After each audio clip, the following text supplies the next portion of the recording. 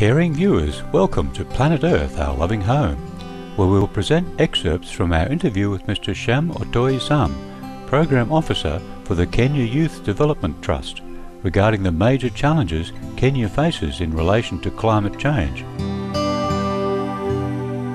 The current climatic change situation in Africa is not good. For example, as we've learned, there's serious change in Kenya.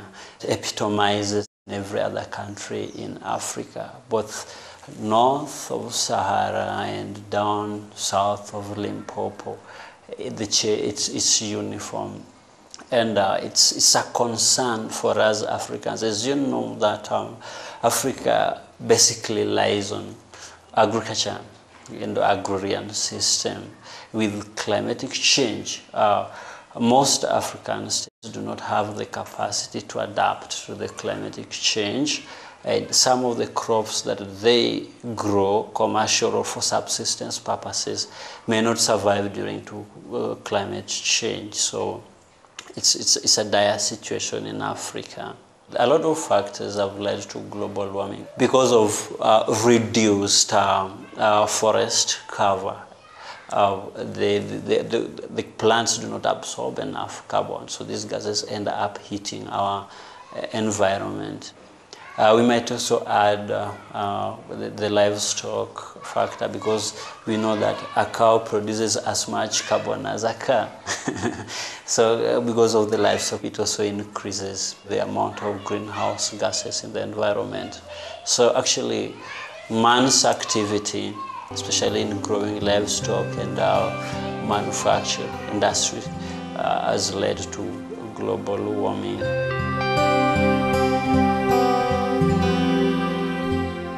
The Trust is a youth-led, non-governmental organisation that promotes environmental protection, social justice and youth empowerment. Mr. Sam majored in environmental chemistry at the Jomo Kenyatta University of Agriculture and Technology in Nairobi, Kenya. Kenya Youth Development Trust currently is actually trying to conserve environment, especially the Mau water catchment area. Mau is the main water catchment areas in Kenya, and all rivers in Kenya flow from Mau. So we're planting trees, we mobilize young people to plant trees in Mau in order to preserve our water. Kenya is regarded as the centre of East Africa in terms of politics, economics and culture. The nation's many magnificent national parks, havens for wild animals, are adored by tourists around the world. But even this beautiful country is not exempt from the devastating impacts of global warming. The country's eastern shoreline is extremely vulnerable to sea level rise. With a rise of only 30 centimetres, 17% of Mombasa, Kenya's second largest city, is expected to become submerged. From 1960 to 2003, Kenya's mean temperature gradually rose 1 degree Celsius, and the resulting drying trend has had a huge effect on the entire nation.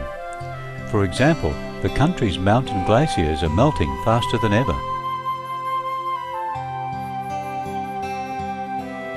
I've been to Mount Kilimanjaro once. That was in 2003 when I was a student. The ice cap, the acreage covered by the ice on Mount Kilimanjaro was around 5 kilometers square, the peak of it. Today, it's less than that 5 kilometers square, and it's projected that maybe in the next 10 or 20 years, there might never be ice on top of Mount Kilimanjaro. We know it's because of global warming. There are some parts in Kenya that were formerly covered by vegetation. Due to drastic change in climatic conditions, some vegetation have disappeared. So when it rains, water is flowing down the lowlands, sweeping everything with it. So that one has been a lot, of course, of flooding. In other areas, we have drought because some forest cover has been cleared. So there's a reduction in water catchment. The Great Migration is an annual 1,000-kilometre journey in which 2 million wildebeest, zebras and gazelles move clockwise through the Serengeti region in Tanzania and the Masai Mara National Reserve in Kenya. The main reason for this massive movement of animals is water and pasture scarcity. You remember the migration of animals at Serengeti was declared one of the wonders of the world, because large herds of animals migrate. But it wasn't as magnificent as it had been because of reduction in water level in the river. The water level went low, so most animals migrated into Tanzania and have not come back.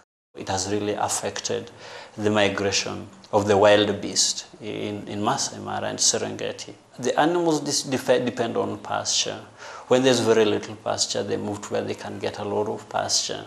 But as was observed with the reduction of forest cover in Mao, there was little pasture in Masai Mara and Serengeti and maybe Amboseli. So that's why the migration was not as spectacular as it used to be before.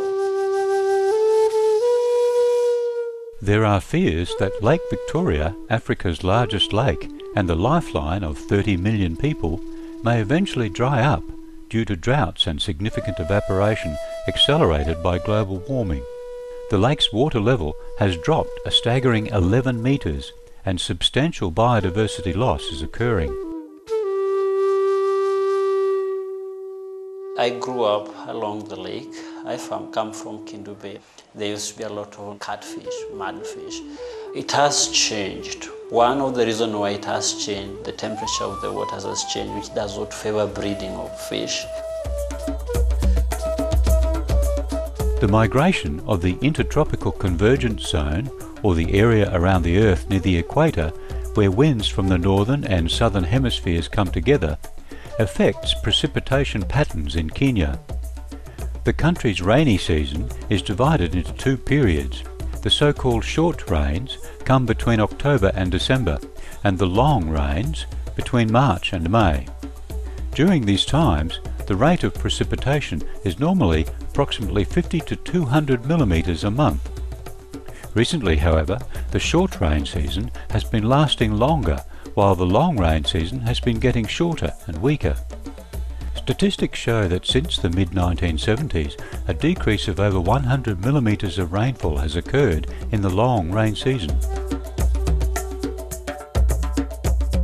We should start with Nairobi, which is the capital city of Kenya. It's always raining here in Nairobi. But as you can see, it's very dry and it's not raining. Another part, the Rift Valley province, especially Uasin Gishu, which is Kenya's breadbasket, they always do the planting in March. It didn't rain in March. They're actually planting now in April. That shows how much climate has changed in Kenya, and the rain patterns have also changed. In some parts of Kenya, like northeastern, it's a dry area, but this time it's drier. It has actually taken 5 years before rains fall in, so it's very dry. Global warming-induced droughts and desertification have decimated Kenya's crop yields, particularly in the north. The short rains did not come between October and December 2010, and the long rains, that is March through May 2011, were sparse. The lack of sufficient precipitation has thus severely affected Kenya's food security. As of October 2011, East Africa is being affected by the most severe food crisis of the 21st century due to the region's worst drought in 60 years. Among the 1.2 million undernourished children in Somalia, Kenya and Ethiopia, 400,000 are at risk of dying. Up to 3.5 million Kenyans, mostly in the north, are going hungry. In Kenya, especially for the last 3 years, we've been experiencing drastic food shortage.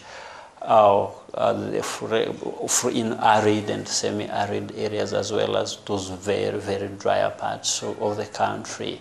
Because all those years there have been low crop yield, due to environmental factors and climate change. So the food that was harvested by farmers was not sufficient to feed the population. So mostly, like in 2008, 2009, Kenyans had to import maize to feed the people of Kenya. Even the National Cereal Produce Board, that is concerned with keeping extra surplus grains, didn't have all that maize to feed the people. Even today, we have seed shortage. We don't have enough seeds in the country for the farmers. The prices of basic commodities, it has a direct correlation with the food shortage. Basic commodities, rice, maize flour, wheat flour have gone up. Sugarcane have also gone up. So it has a direct relation with the change in climate. Forests play a tremendous role in absorbing atmospheric carbon dioxide, but deforestation not only erases these invaluable carbon sinks, but also releases stored CO2 back into the air. We must also have responsible citizens. I would recommend that every citizen, where possible, try to grow trees, use safe and clean energy. You also try to use public transport as opposed to personal cars. According to the US-based non-profit Rodale Institute, which conducts organic agriculture research, organic farming uses 45% less energy and even less water than conventional farming methods. I would really encourage people to go the organo-vegan way. I'll just give you a small example. In Rift Valley, which is the food basket of Kenya, they use inorganic fertilizer, that when rain falls, this inorganic fertilizer is swept down into the main water system. This not only affects the aquatic life, but also infects the human being. The other bit of this is why must people consume meat when it's all that deadly? People should adapt to the vegan lifestyle, which is very healthy, low cholesterol in the body. People live longer and the environment will be very friendlier. We've done a lot of research with young people, especially in agriculture. We have a program in Kenya Youth Development Trust that deals with economic empowerment for young people. We encourage young people to practice agroforestry, the way they can have their food, they can grow tomatoes, vegetables, and also plant trees. So we've also done research on where we can grow what crop. For example, some part of Nyanza can do well in production of pineapples.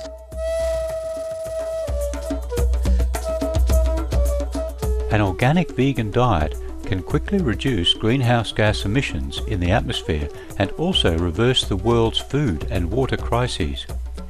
May all Kenyans, and indeed the whole world, soon become aware of the severe environmental impact of the livestock industry, quickly adopt the humane, plant-based diet, and thus end climate change.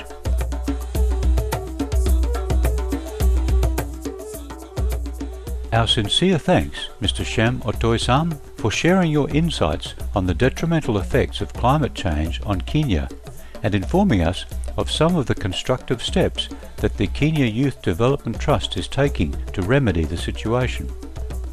For more information on the Kenya Youth Development Trust, please visit www.keydet.org.